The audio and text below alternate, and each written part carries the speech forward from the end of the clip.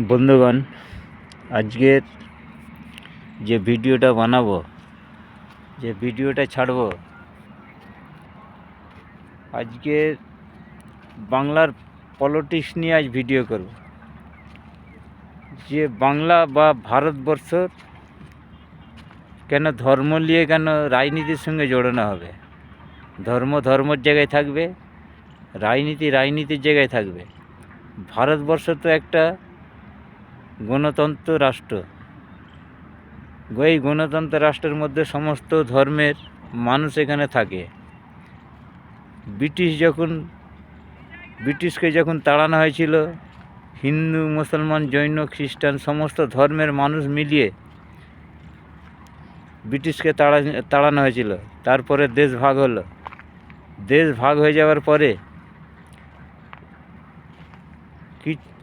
মোহাম্মদ আলী জিন্নাহ সে তার পাকিস্তানকে বেছে নিল এবং নেহেরু সে ইন্ডিয়াকে বেছে নিল, ভারতবর্ষকে। কিন্তু এত ধর্ম নিয়ে আজকে অন্য ধর্মের সঙ্গে কেন কটাক্ষ করে কথা বলা হচ্ছে? এখানে সমস্ত ধর্মের যে যার ধর্মগ্রন্থ আছে, যে যার ধর্ম পাঠশালা আছে, মন্দির, মসজিদ, গির্জা, গুরুদুয়ার সমস্ত আছে। যে যার ধর্মের সে যার করতে পারে। এতে আপত্তি বিপত্তি আসছে কেন?